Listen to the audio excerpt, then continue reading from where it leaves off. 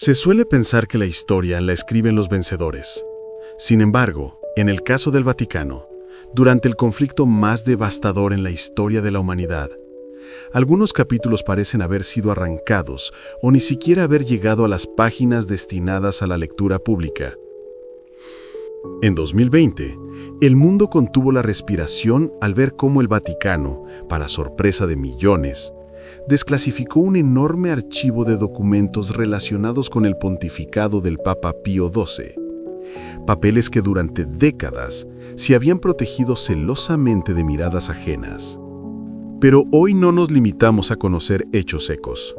Nos embarcamos en un profundo viaje hacia los rincones más oscuros de la Santa Sede, donde los más altos principios morales chocaban con secretos bajo la presión inimaginable de una guerra mundial. Antes de entrar en materia, permítanme pedirles un pequeño apoyo. Su me gusta y su suscripción serán la mejor gratitud. Gracias. Tras las puertas doradas y los majestuosos altares de mármol se ocultaban alianzas secretas. Se escondían reliquias de un valor incalculable. Y la verdad quedaba enterrada bajo el peso de siglos. Ahora, décadas después, los antiguos archivos se abren con estruendo, y todo lo que sale a la luz tiene el poder de cambiar para siempre nuestra percepción de esa época. Prepárense para descubrir las 20 más oscuras y largamente ocultas secretos del Vaticano durante la Segunda Guerra Mundial, que ahora salen a la luz. Imaginen esta escena. Usted es un alto oficial nazi. La guerra está irremediablemente perdida. Los aliados avanzan, y en el aire se percibe la sensación de un castigo inminente. Parece que no hay salida, que el destino está sellado. Pero de repente, en el instante más desesperado, se le abre un camino distinto. No a través del alambre de los campos de concentración, sino por rosales y muros de piedra de las confesiones. Esto no es una escena de un thriller de espionaje. Es la realidad. Así comenzaron los Ratlines, un sistema de escape ultrasecreto que pasaba directamente por el corazón del Vaticano. El término suena casi fantástico, pero estos itinerarios existieron de verdad. En el caos de la Europa de posguerra, miles de funcionarios nazis y colaboradores fascistas no desaparecieron sin dejar rastro. No escaparon por bosques ni pasos montañosos, sino por canales cuidadosamente planificados que incluían monasterios católicos, documentos falsificados y, lo que resulta especialmente inquietante, el amparo de altos miembros de la Iglesia. En el centro de esta red secreta se encontraba el obispo Alois Hudal, un sacerdote austriaco que vivía en Roma y no ocultaba sus simpatías por la ideología nazi. Hudal utilizaba sin dudar su influencia en el Vaticano emitiendo documentos de identidad falsos, a menudo confeccionados sin papel membretado de la Cruz Roja. Estos documentos permitían que criminales de guerra como Adolf Eichmann, arquitecto del Holocausto, el comandante de los campos de la muerte Klaus Barbie y el ángel de la muerte Joseph Mengele llegaran sin obstáculos a Sudamérica. Durante muchos años, el Vaticano negó conocer o participar en estas operaciones. Sin embargo, materiales recientemente desclasificados de la Agencia Central de Inteligencia de Estados Unidos, la CIA, y del Servicio Secreto de Inteligencia británico MI6, así como numerosos testimonios de testigos posteriores a la guerra, pintan un panorama completamente distinto. Una red tan compleja no podría haber funcionado sin al menos el consentimiento tácito de ciertos altos funcionarios del Vaticano, muchos de los cuales aparentemente temían la expansión del comunismo mucho más que proteger a asesinos en masa y sus cómplices. La Segunda Guerra Mundial dejó tras de sí no solo ciudades destruidas, sino también enormes cantidades de riqueza saqueada. Durante el conflicto, el régimen croata de los Ustachas, un estado marioneta despiadado completamente controlado por los nazis, saqueó sistemáticamente a millones de personas, arrebatando oro, joyas y otros bienes a familias judías, serbias y gitanas que eran víctimas de exterminio masivo. Cuando los aliados lograron la victoria sobre las potencias del eje, esos bienes saqueados no desaparecieron sin dejar rastro. Según numerosos testimonios de sobrevivientes y los posteriores procesos judiciales, una parte significativa de estas riquezas fue enviada a Roma, más precisamente a cuentas del Banco Vaticano. En 1997, en Estados Unidos se presentó una demanda colectiva que afirmaba que el Vaticano participaba activamente en el lavado y ocultamiento de más de 200 millones de francos suizos en oro robado. Las pruebas presentadas durante el juicio indicaban que los clérigos vaticanos almacenaban estos tesoros en monasterios, los trasladaban clandestinamente a través de fronteras y los canalizaban mediante diversas instituciones financieras controladas por la Iglesia. La afirmación más importante y reveladora era que parte de este oro podría haberse utilizado para financiar las mismas ratlines de las que ya hablamos. Así, se formaba en la práctica un sistema perverso en el que la Iglesia presuntamente ayudaba a criminales de guerra a ocultarse, utilizando para ello las riquezas arrebatadas a sus víctimas. Aunque el Vaticano siempre negó categóricamente cualquier irregularidad, documentos recientemente desclasificados del Departamento del Tesoro de Estados Unidos y materiales previamente inaccesibles de la Oficina de Servicios Estratégicos revelan un inquietante rastro de operaciones financieras, suministros secretos y mensajes codificados que apuntan a vínculos financieros profundos y complejos del Santo Sede con los regímenes fascistas. Mientras los bombardeos convertían las ciudades de Europa en ruinas, profundamente bajo la majestuosa Basílica de San Pedro, ocurría un evento de escala verdaderamente antigua: la exhumación de un mundo olvidado, sellado bajo capas de mármol e historia que se habían acumulado durante siglos.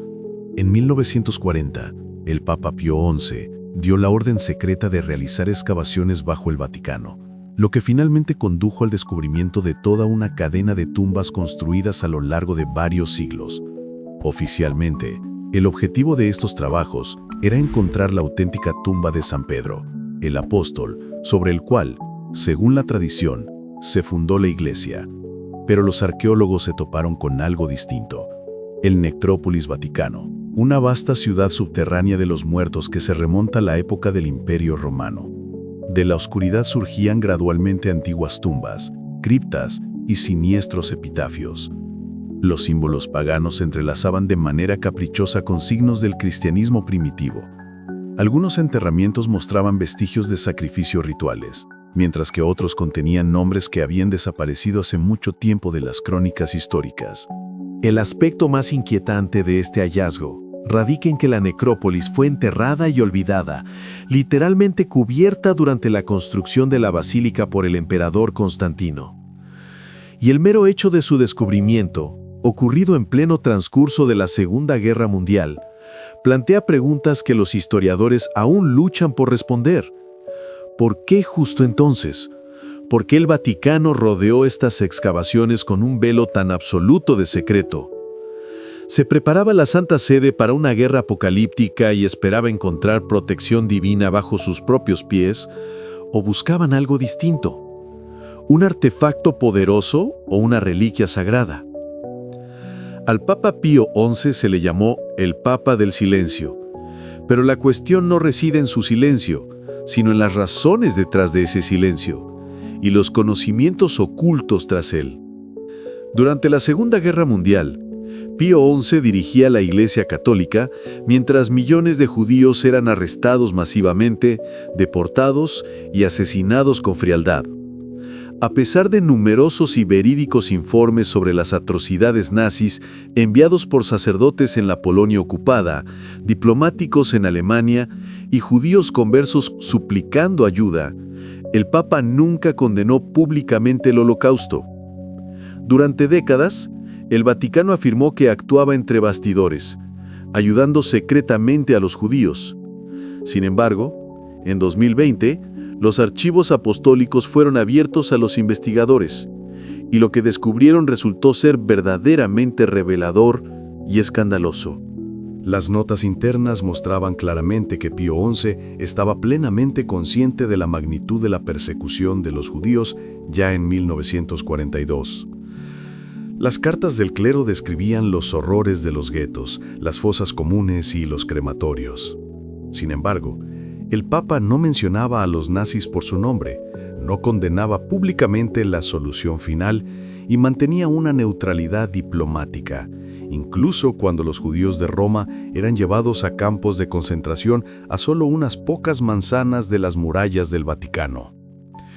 No obstante, a pesar del silencio público, el Papa estaba lejos de estar inactivo. En el corazón mismo del Vaticano, oculto bajo siglos de ladrillo y piedra, se mantenía preparado un plan secreto de evacuación. Si las paredes pudieran hablar, el famoso pasaje de Paceto di Borgo contaría historias sobre planes de escape, la cautela papal y los instintos supervivencia centenarios de la Santa Sede. Construido en el siglo X, este corredor secreto de 800 metros conectaba directamente el Vaticano con la fortaleza del Castel Sant'Angelo. Originalmente, estaba destinado a proporcionar al Papa un camino seguro de retirada durante los ataques. Y a lo largo de la historia se ha utilizado repetidamente con ese mismo propósito. Durante la Segunda Guerra Mundial, el pasaje del Paceto adquirió una importancia estratégica excepcional. A medida que las potencias del eje se debilitaban y los aliados avanzaban implacablemente hacia el norte a través de Italia, el Vaticano comenzó a temer tanto una posible traición por parte de los nazis como una invasión de los aliados. Por orden del Papa, se llevaron a cabo reparaciones secretas. La Guardia recibió instrucciones especiales y, dentro del túnel, se comenzaron a almacenar discretamente provisiones en caso de asedio o huida. Los historiadores coinciden en que durante ese periodo se elaboró un plan de acción ultra secreto para situaciones de emergencia en tiempos de guerra. En caso de invasión, el Papa podría haber sido evacuado a través del Paceto y escondido en una fortaleza inexpugnable. Algunos afirman que en ese tiempo se añadió o descubrió una segunda salida completamente secreta, conocida solo por las personas más cercanas al Vaticano. Si el Papa estaba preparado para desaparecer bajo tierra en cualquier momento, ¿qué más podría haber estado preparando y ocultando la Iglesia en sus pasadizos? Entre 1940 y 1945, el Vaticano registró una cantidad sin precedentes de solicitudes de exorcismos. Muchas de ellas provenían de la Francia ocupada, de una Italia devastada por los bombardeos y de regiones de Europa del Este bajo control nazi. Algunos de los casos estaban relacionados con soldados que regresaban del frente, quienes se quejaban de pesadillas insoportables, arrebatos incontrolables de ira o voces que les susurraban en la oscuridad. Otros involucraban a civiles, incluidos niños, que mostraban síntomas imposibles de explicar por ningún médico y que no respondían a los tratamientos tradicionales. Los funcionarios del Vaticano tomaron estos informes tan en serio que en 1942 revisaron sus manuales secretos de exorcismo, publicando un documento de 90 páginas con detalles estremecedores. En él se especificaba con precisión cuándo y cómo debía realizarse un exorcismo. El texto advertía que la posesión podía confundirse a veces con una enfermedad mental, pero al mismo tiempo subrayaba que la contaminación espiritual durante la guerra no era algo inusual. Los susurros dentro del Vaticano insinuaban que algunos de los exorcismos más notorios fueron realizados por enviados papales que viajaban discretamente por toda Europa bajo cobertura diplomática. Según los informes, un sacerdote llegó a practicar 7 exorcismos en un solo pueblo alemán, cada uno más intenso y violento que el anterior. ¿Fue aquello solo una consecuencia psicológica del trauma global? ¿O el Vaticano realmente creía que algo mucho más siniestro había tomado el control? Una cosa puede afirmarse con certeza. La Iglesia libraba una guerra en varios frentes. Y aunque los demonios pudieran ser invisibles, la siguiente amenaza era mucho más humana. Llegaba en sobres sellados con insignias nazis. No todas las batallas se libran en los campos de guerra con balas y explosiones. Algunas se combaten con tinta y silencio, cuidadosamente dobladas y selladas con cera roja. Mientras el mundo observaba el enfrentamiento mortal entre los ejércitos, Entre el Vaticano y el Tercer Reich tenía lugar un intercambio más silencioso, pero no menos significativo. Durante muchos años, la Iglesia negó con insistencia haber mantenido una correspondencia cercana o frecuente con la Alemania nazi. Sin embargo, tras la apertura de los archivos apostólicos del Vaticano en 2020, los documentos contaron una historia completamente distinta. Decenas de cartas, memorandos y notas diplomáticas revelaron un diálogo prolongado y meticulosamente planificado entre el Papa Pío XII y altos funcionarios nazis.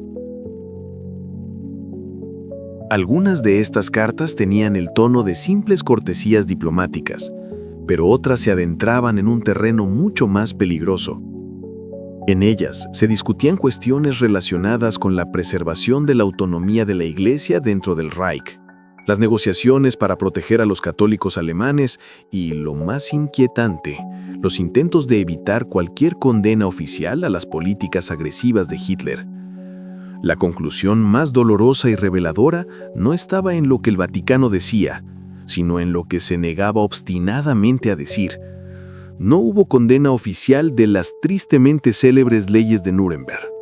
Tampoco se alzó una voz pública de indignación cuando familias judías eran reunidas y deportadas en la misma Roma, a pocos pasos de los muros del Vaticano. Estas cartas revelaron un inquietante patrón de cortesana indiferencia, una especie de ballet diplomático interpretado en medio de la muerte de millones de inocentes. Aún más alarmante es que algunos documentos contenían recomendaciones cuidadosamente redactadas para los funcionarios del Vaticano, instándolos a no provocar a Berlín, con el argumento de evitar represalias contra las parroquias y feligreses locales. Esto ofrece una visión helada de la mentalidad del Vaticano durante la guerra, donde la preservación de su influencia parecía tener prioridad sobre la proclamación de la verdad. El mismo instinto de autopreservación se manifestó también en la relación con el propio dictador de Italia. Mientras Hitler recibía silencio, Benito Mussolini obtenía apoyo abierto. Incluso antes de que la Segunda Guerra Mundial envolviera a Europa, el Vaticano participaba activamente en los juegos políticos de la Italia fascista. Todo comenzó con la firma de los Pactos de Letrán en 1929. Un acuerdo histórico que reconocía oficialmente al Vaticano como un Estado soberano e independiente. Lo que rara vez se menciona es la alianza tácita que se formó entre la Iglesia y el régimen fascista de Mussolini tras la firma de ese trascendental tratado. Entre bastidores, el Vaticano elogiaba abiertamente al Duce por restaurar el orden en el país y por su defensa de los valores familiares. A los sacerdotes se les dieron instrucciones no oficiales de no criticar las políticas fascistas, y la prensa católica suavizó deliberadamente su tono. Mussolini, por su parte, permitió que el catolicismo mantuviera raíces profundas en la educación y la cultura italiana. Fue un intercambio de favores con un enorme costo moral. Para cuando comenzó la guerra, el Vaticano ya estaba atrapado en una especie de pacto fáustico, apoyando a un régimen que encarnaba sus propios peores temores sobre el totalitarismo, supuestamente en nombre de la lucha contra una amenaza aún mayor, el comunismo. Cuando Mussolini promulgó leyes antisemitas casi idénticas a las de Hitler, el Vaticano apenas pronunció una palabra de protesta. Los descubrimientos recientes en correspondencias privadas del Vaticano revelan que los funcionarios eclesiásticos estaban mucho más alineados ideológicamente con Mussolini de lo que habían admitido públicamente. Algunos incluso abogaban por vínculos más estrechos, creyendo ingenuamente que el fascismo podía ser controlado y utilizado para proteger los valores religiosos tradicionales. Pero una alianza con el fascismo no era solo un riesgo político, era una profunda vergüenza espiritual. Y mientras la Iglesia jugaba el papel de diplomática, las familias eran desgarradas, especialmente aquellas cuyos hijos eran arrebatados bajo el pretexto de ser salvados. Esta historia comenzó con un acto aparentemente puro de compasión, al menos así lo afirmaba el Vaticano. A medida que las tropas nazis ocupaban Italia y comenzaban las deportaciones masivas, los monasterios católicos y los conventos femeninos se transformaron en refugios secretos para niños judíos, separados por la fuerza de sus padres. Algunos eran huérfanos, otros fueron entregados por familias desesperadas que rezaban por una mínima posibilidad de supervivencia. A muchos de estos niños se les bautizó en secreto, supuestamente para protegerlos de ser identificados y salvarlos de la deportación a los campos de exterminio. Sin embargo, al finalizar la guerra, comenzó una nueva y no menos aterradora etapa. Algunos de esos niños nunca regresaron con sus familias. La política interna del Vaticano, revelada por filtraciones de documentos y testimonios de sobrevivientes, consistía en ocultar los registros de bautismo a los familiares biológicos, especialmente si el niño ya había comenzado a integrarse en la vida católica. En algunos casos desgarradores, la Iglesia justificó la retención de los niños, alegando que se hacía por el bien de sus almas. Figuras eclesiásticas destacadas, como el cardenal francés Suhard y el cardenal italiano Schuster, fueron objeto de críticas después de la guerra por haber retrasado o negado su cooperación en la reunificación de las familias. Y aún hoy, miles de archivos que contienen nombres, lugares de nacimiento y fechas de bautismo de los niños que desaparecieron tras los muros de los conventos permanecen sellados y fuera del alcance público. Y ahora pasemos a nuestra selección de hoy, enviada por los suscriptores, que sin duda hará reflexionar incluso a los más escépticos. Recientemente se filtró en la red una fotografía que, según se afirma, muestra al Papa Francisco en una reunión secreta con un ser extraterrestre, así como los cuerpos preservados de alienígenas de la época de la Segunda Guerra Mundial, ocultos bajo el mismísimo Vaticano. Surge inevitablemente la pregunta: ¿y si Hitler realmente hubiera hecho un pacto secreto con el Vaticano para esconder cuerpos extraterrestres bajo Roma? Esta fotografía, ya sea auténtica o una obra maestra creada en Photoshop, sugiere que el Papa podría estar custodiando algo mucho más extraño e increíble que simples reliquias. La imagen desata una ola de preguntas y especulaciones.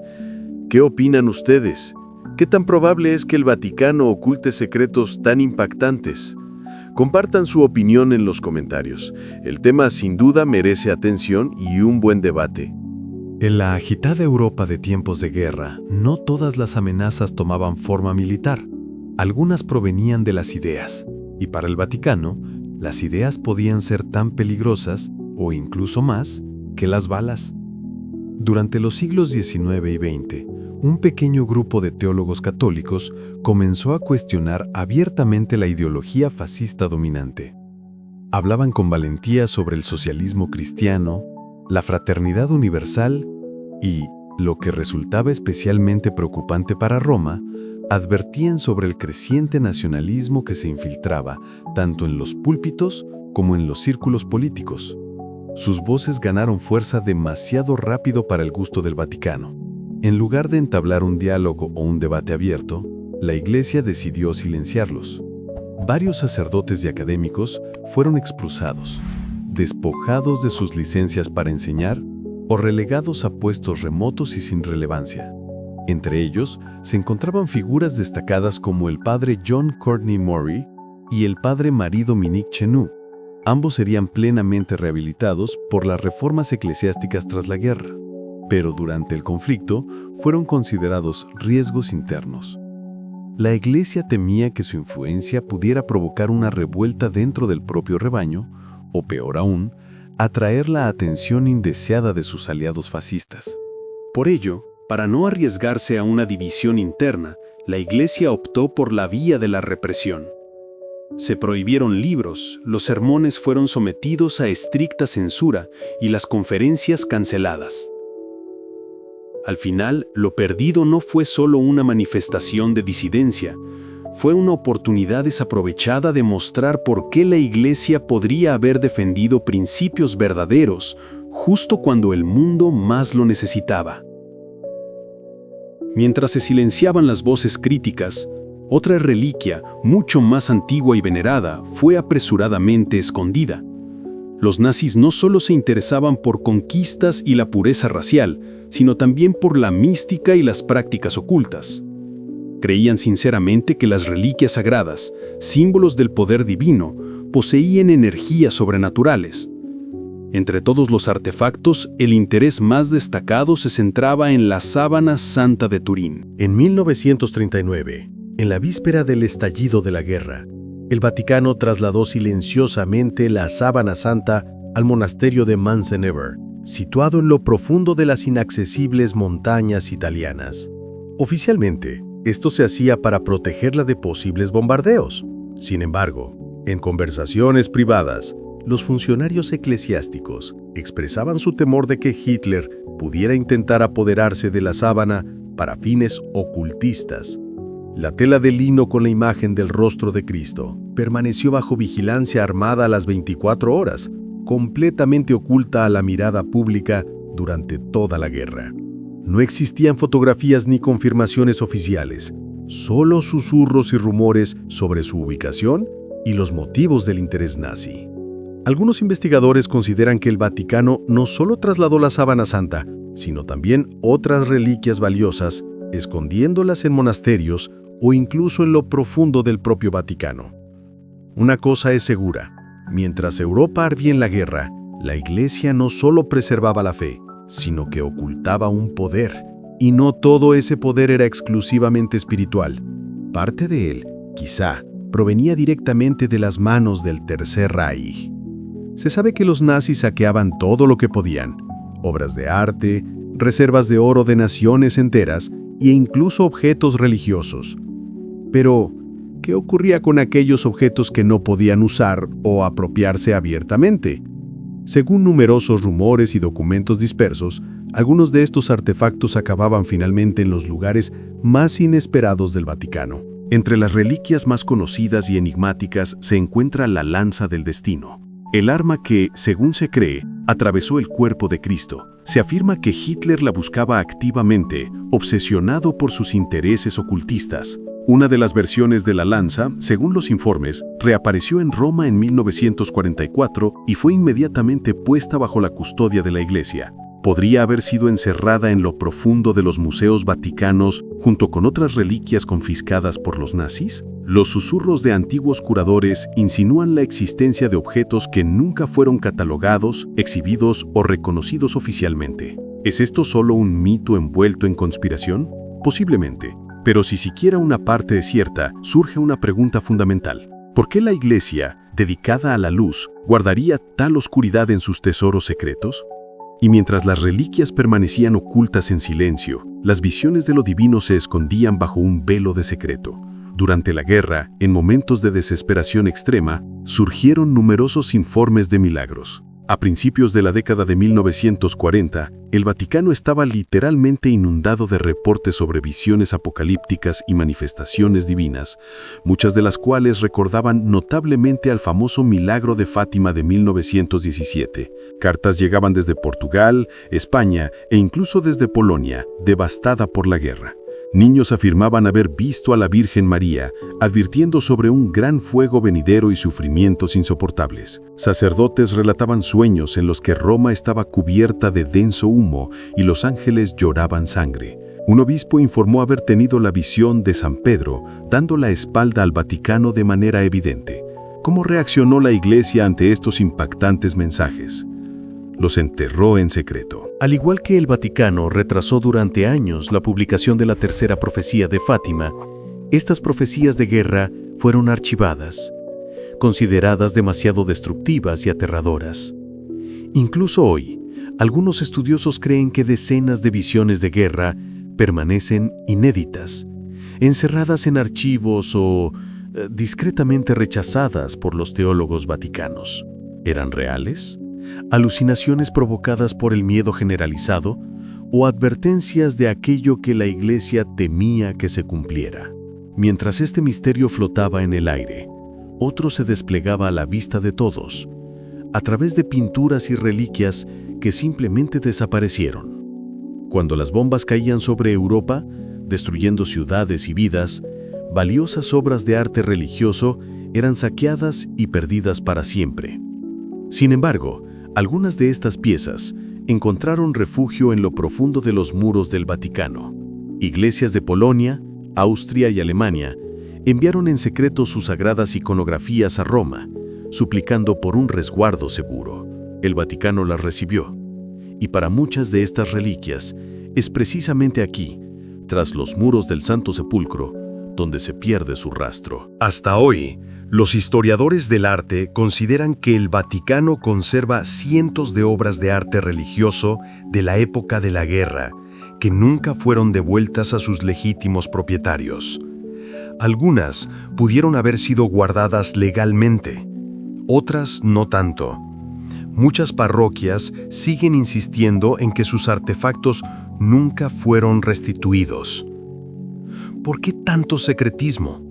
Posiblemente para evitar costosos litigios de restitución. Tal vez porque algunas de estas obras fueron directamente robadas por los nazis, creando una compleja y dudosa cadena de propiedad. En cualquier caso, el Vaticano guarda algo más que simples escrituras sagradas y reliquias. Podría ser el último depósito secreto del alma robada de Europa. Toda guerra tiene sus enemigos, pero durante la Segunda Guerra Mundial, el Vaticano no solo temía amenazas externas, también elaboró una lista interna considerable, conocida solo por susurros como el Libro Negro, un expediente ultra secreto. Se informa que fue compilado por funcionarios vaticanos en 1943, con el objetivo de monitorear a teólogos, clérigos e ideologías consideradas subversivas o heréticas en tiempos de guerra. No se trataba simplemente de una lista de pensadores marginales. Incluía los nombres de obispos respetados, teólogos antifascistas reconocidos e incluso clérigos moderados que se atrevían a cuestionar el silencio o la complicidad de la Iglesia. Algunos eran acusados de difundir enseñanzas heterodoxas, otros de mantener contactos con movimientos socialistas o de ayudar a partisanos. Aunque el propio documento nunca se hizo público, su existencia queda firmemente respaldada por numerosas correspondencias vaticanas de posguerra, especialmente referencias a registros de este archivo prohibido. Los estudiosos creen que el Libro Negro fue sellado y enterrado profundamente en los archivos, ya que su contenido resultaba demasiado políticamente explosivo para la Iglesia de la posguerra. Y si esto parece extremo, conviene recordar, en ese periodo, la censura no era solo una herramienta de control, sino un mecanismo vital de supervivencia. La Biblia no apareció como un solo volumen cuidadosamente organizado por sí misma. Se fue formando, seleccionando y depurando a lo largo de siglos. Y durante la Segunda Guerra Mundial, cuando las excavaciones arqueológicas revelaban nuevos textos antiguos, el control del Vaticano sobre lo que se consideraba verdad se volvió especialmente riguroso. Varios evangelios apócrifos y escritos del cristianismo primitivo fueron redescubiertos o aparecieron en las décadas de 1930 y 1940, incluyendo documentos que presentaban retratos completamente diferentes de Cristo, María Magdalena y de la Iglesia primitiva. Estos textos representaban una amenaza seria para la narrativa oficial de la Iglesia, especialmente en tiempos en que el control de la verdad lo era todo. En lugar de fomentar un estudio abierto y debates académicos, se afirma que el Vaticano intervenía, retrasaba la publicación, obstaculizaba las traducciones y, en algunos casos, presionaba a los investigadores para negarles acceso a estos materiales. Uno de estos casos involucraba fragmentos del Evangelio de María, que permanecieron ocultos durante décadas antes de su traducción completa. Otro ejemplo fueron las versiones tempranas de los Hechos de Pedro, encontradas durante excavaciones militares en Egipto, que contenían interpretaciones teológicas alternativas que la Iglesia prefirió enterrar. Algunos de estos textos solo se han hecho accesibles a la comunidad académica en las últimas 2 décadas. Sin embargo, durante la guerra eran considerados peligrosos no por lo que decían, sino porque cuestionaban los dogmas existentes. Sin embargo, la Iglesia no se limitaba únicamente a reprimir las palabras. En algunos casos, permitía discretamente que los símbolos hablaran más fuerte que los sermones. A simple vista, se trataba de una estatua común, la magnífica escultura de mármol del emperador Augusto, vestido con armadura ceremonial, erguido majestuosamente en un estilo clásico idealizado. Pero durante la Segunda Guerra Mundial, esta antigua obra adquirió un nuevo y perturbador significado, del que incluso el Vaticano no podía distanciarse por completo. El régimen fascista de Mussolini utilizaba activamente al Augusto de Prima Porta como un potente símbolo de la grandeza romana, un vínculo visual entre su dictadura y la gloria de la antigua Roma. ¿Y dónde se encontraba esta estatua dentro del Vaticano? Durante las exposiciones de guerra, los funcionarios eclesiásticos permitieron sin objeciones que la estatua sirviera como elemento central de la máquina propagandística de Mussolini. Se imprimieron folletos, se pronunciaron discursos encendidos y el Vaticano guardó silencio, permitiendo que la simbología imperial pagana se transformara en herramienta del nacionalismo fascista. La estatua en sí permaneció intacta, pero su significado se radicalizó. Se convirtió en un arma de la imagen, una reliquia de poder reconvertida. Los límites entre lo sagrado y lo político se desdibujaron de manera inquietante una vez más. Mientras la gloria fascista se mostraba públicamente, otro tipo de poder, más silencioso y frío, fluía por las arterias financieras del Vaticano. La guerra exige enormes recursos, y durante la Segunda Guerra Mundial, las finanzas de la Santa Sede circulaban a través de un laberinto de inversiones offshore, corporaciones ficticias y cuentas discretas. En 1942, cuando Europa se sumía en el caos, las estructuras financieras vaticanas se vieron involucradas en una serie de transferencias sospechosas. Enormes sumas no documentadas se movían hacia Roma y desde Roma, a menudo a través de empresas con vínculos directos o indirectos con los regímenes fascistas. El alcance completo de estas operaciones nunca se ha revelado, pero los informes de inteligencia estadounidense de la época señalaban las transacciones vaticanas como una especie de caja negra de las finanzas de guerra. Un alto funcionario bancario, posteriormente investigado, se encargaba de trasladar oro en nombre de benefactores extranjeros no identificados. ¿Se trataba de dinero nazi, oro saqueado o simplemente un intento de la Iglesia por proteger sus activos en un mundo inestable? Sea cual fuera la respuesta, el escándalo fue hábilmente enterrado tras la guerra. Los representantes del Vaticano invocaban soberanía e inmunidad religiosa. Sin embargo, décadas después, los investigadores continúan encontrando libros contables en la sombra y rastros ocultos de cuentas que se remontan a 1942. La Iglesia se presentaba como neutral, pero cuando se trataba de dinero, la neutralidad resultaba sorprendentemente rentable. Ese mismo instinto de proteger sus intereses a toda costa condujo a una de las filtraciones más reveladoras en la historia moderna de la Iglesia. A principios de los 2000, un informante dentro del Vaticano hizo públicos una serie de documentos clasificados que revelaban corrupción profundamente arraigada, feroces luchas internas por el poder y amplias maniobras financieras a los más altos niveles de la Santa Sede. Pero entre estas revelaciones contemporáneas se descubrió algo aún más inquietante. Los documentos de Vatileaks mostraron que muchos de los hábitos posbélicos de secreto del Vaticano eran una herencia directa de la Segunda Guerra Mundial. Revelan una alarmante continuidad de silencio, moral selectiva y negociaciones entre bastidores, replicando casi de manera espejo las estrategias de la época de guerra. Algunos departamentos del Vaticano siguen, incluso hoy, protocolos establecidos en la década de 1940. Ciertos cardenales continuaron custodiando celosamente archivos sellados desde la época del fascismo. Incluso en la era digital, los fantasmas de la guerra siguen acechando los pasillos de la Santa Sede. Y es precisamente esto lo que hace que el hallazgo sea especialmente inquietante. No estamos ante meras reliquias escalofriantes o teorías conspirativas. Se trata del retrato de un poderoso instituto que sobrevivió a la guerra más letal de la humanidad, no gracias a un enfrentamiento abierto contra el mal, sino mediante la evasión, los susurros a puerta cerrada y el ocultamiento meticuloso de aquello que no podía explicarse. Ahora, poco a poco, el silencio de siglos comienza a resquebrajarse. Los secretos resurgen a la superficie. La verdad ha estado oculta a plena vista, esperando su momento. Estas son las 20 aterradoras verdades de la Segunda Guerra Mundial que el Vaticano mantuvo en secreto, pero que ahora salen a la luz.